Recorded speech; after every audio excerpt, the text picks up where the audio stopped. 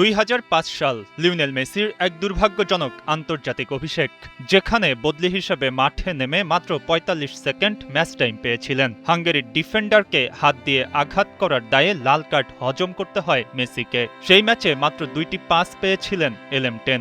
আশ্চর্যের বিষয় হল পাস দুটি আসে লিওনেল স্কালোনির কাছ থেকে।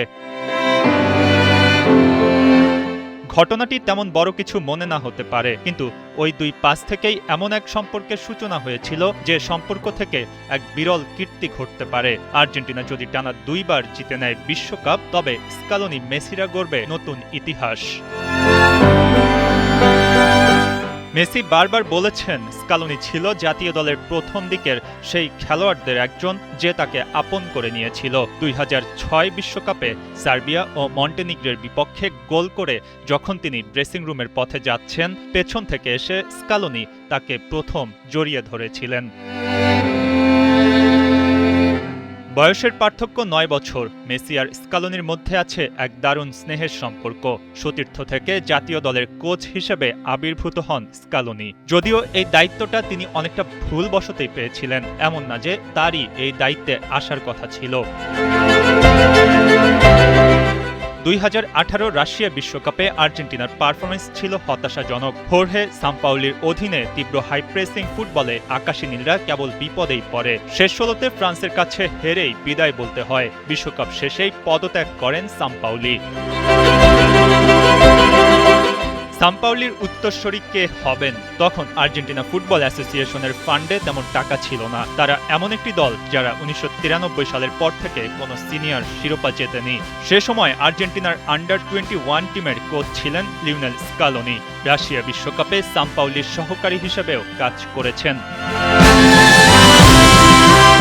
মূলত সাশ্রয়ী বিবেচনায় আর কাছাকাছি ভালো বিকল্প না থাকায় স্কালোনির হাতেই 6টি প্রীতি ম্যাচের জন্য আর্জেন্টিনার ইন্টারিম কোচের দায়িত্ব দেয়া হয়। পাশাপাশি অনূর্ধ্ব 21 দল নিয়েও কাজ চালিয়ে যাবেন। এভাবেই আর্জেন্টিনার দায়িত্বে আসেন স্কালোনি।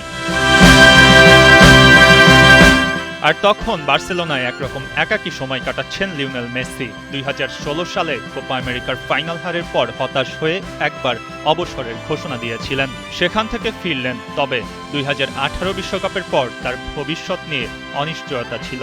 স্কালোনি একটা ব্যাপার জানতেন, মেসিকে তার লাগবে। সহকারী হিসেবে পাবলো আইমার, আরেক সহকারী ওয়াল্টার স্যামুয়েল আর স্কালোনি, এই 3 জন মিলেই সব পরিকল্পনা সাজালেন। মেসিকে ফোন দিয়ে স্কালোনি জানান তাকে কেন্দ্র করে সাজানো হচ্ছে আর্জেন্টিনার নতুন এক স্বপ্নযাত্রা। লিওনেল মেসি রাজি হলেন স্কালোনির পরিকল্পনায়। এরপর জাতীয় দলের কাজ শুরু হয় পুরো দমে। মেসির জন্য মেসির নেতৃত্বে দারুণ একটা দল গড়ে ওঠে 2022 বিশ্বকাপের আগে। কঠিন পরিস্থিতিতে কিভাবে ম্যাচ বের করে আনা যায় সেই মন্ত্র ঢুকে যায় দলের মধ্যে। কাতারে অধরা শিরোপা উঁচিয়ে ধরেন লিওনেল মেসি, আর সেই দলের মাস্টারমাইন্ড হয়ে একটা নামই সবার মুখে মুখে, লিওনেল স্কালোনি।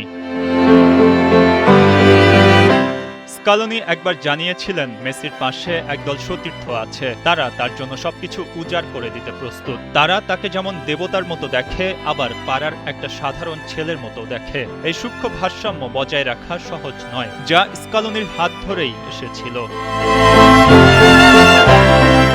লিওনেল স্কালোনি বারবার তার ধৈর্য আর স্থিরতায় চমকে দিয়েছেন। কাতার বিশ্বকাপ থেকে নর্থ আমেরিকা, স্কালোনি রয়ে গেছেন একই রকম। অথচ অর্থ সংকটে অন্য কোনো বড় নাম হায়ার করতে না পেরেই স্কালোনির হাতে দেয়া হয় জাতীয় দলের দায়িত্ব। পৃথিবীর বড় বড় ঘটনাগুলোর পেছনে থাকে আশ্চর্যজনক অনেক কিছুই। স্কালোনি আজ দ্বিতীয় বিশ্বকাপ জয়ের দ্বারপ্রান্তে, ঠিক লিওনেল মেসিও আছেন একই জায়গায়। আর পুরো আর্জেন্টিনা দলও সেখানে, যারা ধ্বংসস্তূপের ভেতরে দাঁড়িয়েও বিজয়ের গান গাইতে জানে, যারা ফিরে ফিরে আসতে জানে ফিনিক্স পাখির মতো। এই দলটা কি হারতে পারে? স্পেন যতই অজয় দল হোক।